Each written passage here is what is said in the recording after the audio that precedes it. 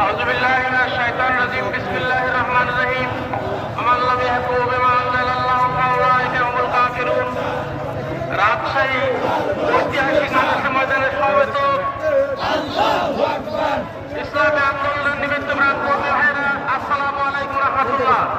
আজকে আমরা বাংলাদেশের লক্ষ্য করছি নতুন করে 24-এর গণঅভ্যুত্থানের মাধ্যমে স্বাধীনতা অর্জনের পর কিছু ব্যক্তিবর্গ কিছু নেতৃবৃন্দ ইসলামের সঙ্গে রাজনীতিকে আলাদা করার জন্য ষড়যন্ত্র করে যাচ্ছে।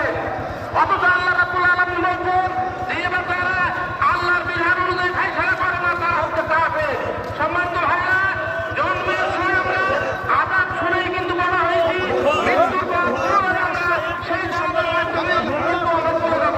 কিন্তু ইসলামকে জীবন থেকে আলাদা করার জন্য বিভিন্ন ব্যক্তিবর্গ ষড়যন্ত্র চালিয়ে যাচ্ছে।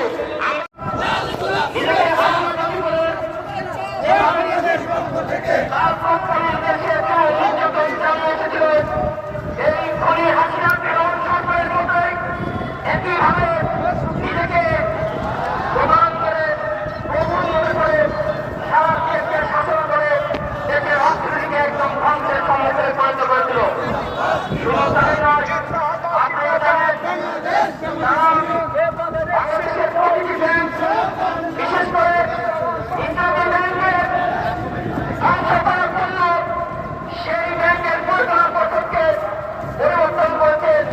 ব্যাংকের এই ব্যাংকে তুলে নিয়েছিল। আজকে এই সমাবেশে আপনারা আশ্বস্ত করতে চাই